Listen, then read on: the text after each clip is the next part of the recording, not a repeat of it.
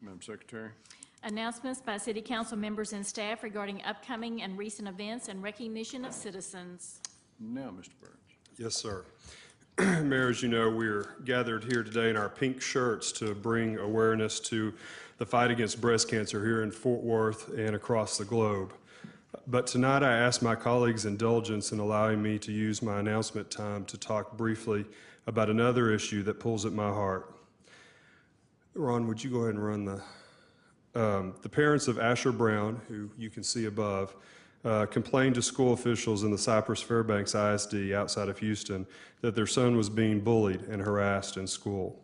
The bullies called him faggot and queer. They shoved him, they punched him, and in spite of his parents' calls to counselors and principals, the harassment, intimidation, and threats continued. For years, it continued. A couple of weeks ago, after being bullied at school, Asher went home, found his father's gun, and shot himself in the head. His father found Asher dead when he came home from work. Asher was 13 years old. I'd like for you to look at his face.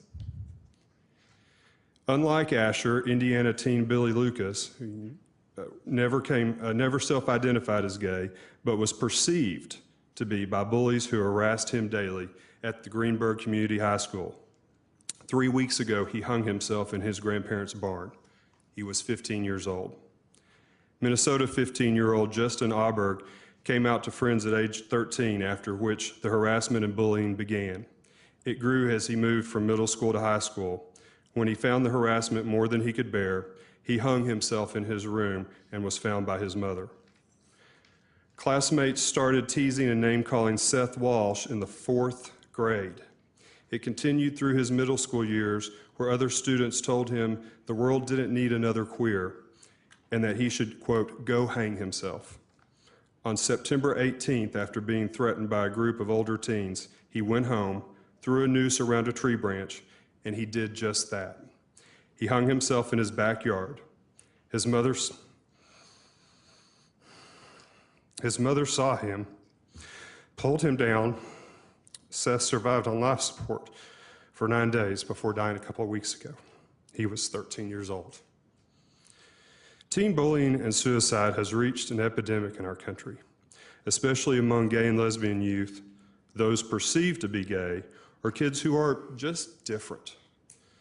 In recent weeks, New Jersey teen Tyler Clementi jumped off a bridge to his death after his roommate outed him on the internet. Rhode Island teen Raymond Chase hung himself in his dorm room. And we learned just yesterday of Oklahoma teen Zach Harrington, who killed himself after attending a city council meeting in Norman, Oklahoma, where speakers made disparaging anti-gay remarks. There is a conversation for the adults in this room and those watching to have, and we will have it, that this bullying and harassment in our schools must stop and that our schools must be a safe place to learn and to grow. It is never acceptable for us to be the cause of any child to feel unloved or worthless, and I am committed to being a part of that conversation. But tonight, I would like to talk to the 12, 13, 14, 15, 16, and 17-year-olds at Paschal and at Arlington Heights and at Trimble Tech High Schools, or at Daggett and Rosemont Middle Schools, or any school in Fort Worth, or anywhere across the country, for that matter. I know that life can seem unbearable. I know that the people in your household or in your school may not understand you, and that they may even physically harm you. But I want you to know that it gets better. When I was 13, I was a skinny, lanky, awkward teen who had grown too tall too fast, who would stumble over my own feet. I was the son of a Methodist church pianist named Jeanette and a cowboy named fittingly Butch in Crowley, Texas. As their son and as a kid in a small town, there was a certain image of who I thought I was supposed to be. But as I entered adolescence, I started having feelings that I didn't understand and couldn't explain, but I knew they didn't mesh with the image of what I thought I was supposed to be. I was a sensitive kid, but friendly. I was a band dork. I played basketball, but not very well. I was teased like all kids, but I was fairly confident, and I didn't let it bother me much. One day when I was in the 9th grade, just starting Crowley High School, I was cornered after school by some older kids who roughed me up. They said that I was a faggot and that I should die and go to hell where I belonged. That erupted the fear that I had kept pushed down, that what I was beginning to feel on the inside must somehow be showing on the outside. Ashamed, humiliated, and confused, I went home. There must be something very wrong with me, I thought, something I could never let my family or anyone else know. Catch your breath.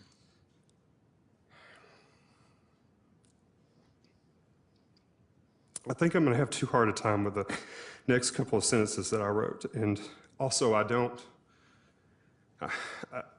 want my mother and father to bear the pain of having hear me say them. Take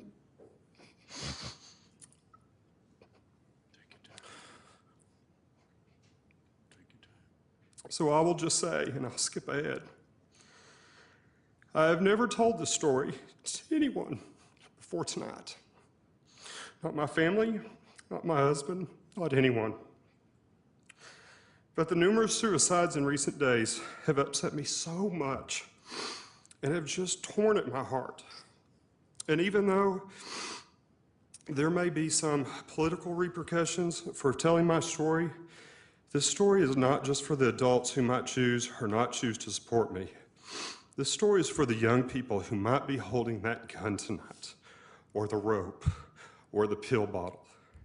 You need to know that the story doesn't end where I didn't tell it on that unfortunate day. There is so much more. Yes, high school was difficult. Coming out was painful. But life got so much better for me. And I want to tell any teen who might see this, give yourself a chance to see just how much better life will get. And it will get better. You will get out of the household that doesn't accept you. You will get out of that high school, and you never have to deal with those jerks again if you don't want to.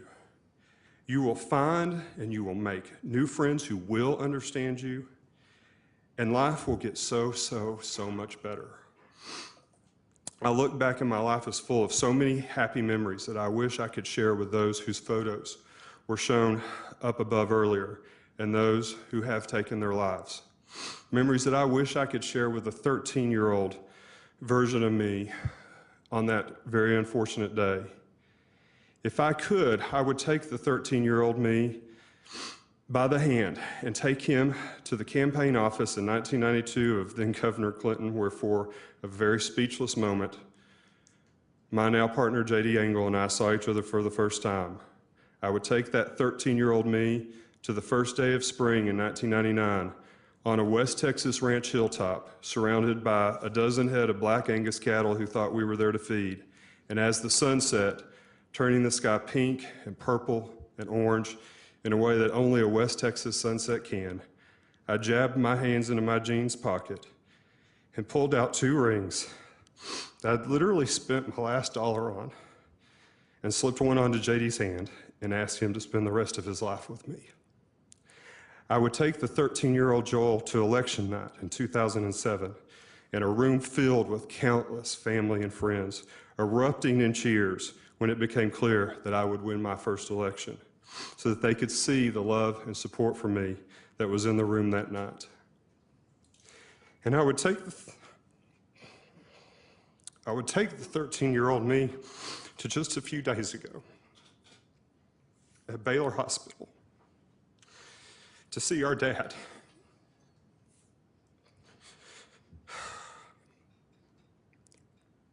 Our dad, who's no longer the 40-year-old tough cowboy that he was when I was 13, who I thought would never understand me, but is now the 67-year-old dad, still pretty tough cowboy, who has grown older.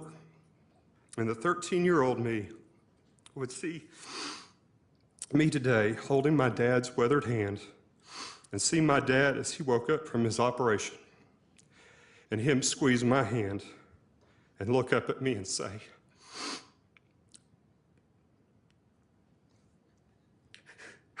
"Joel, I'm so glad you're here today."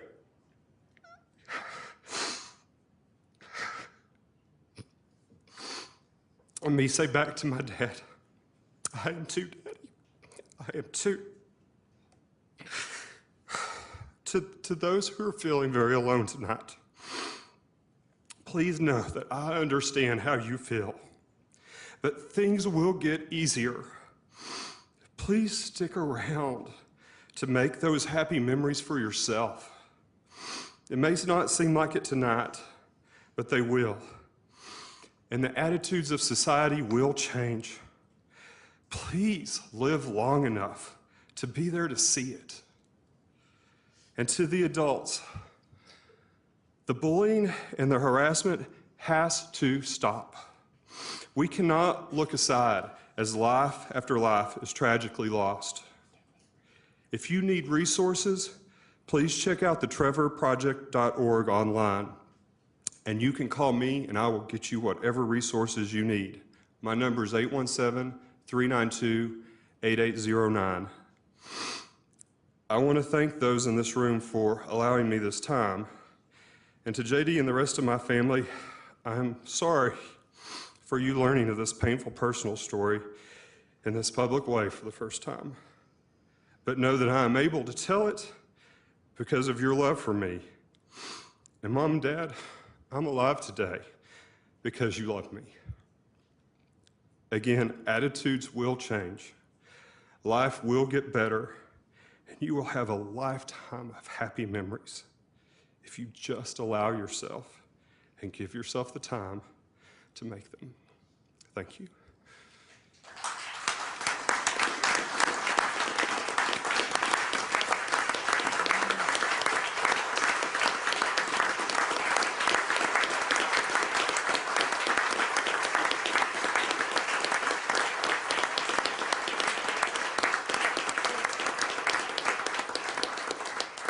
Ladies and gentlemen, we're going to take a 10-minute recess and we'll get back to the agenda.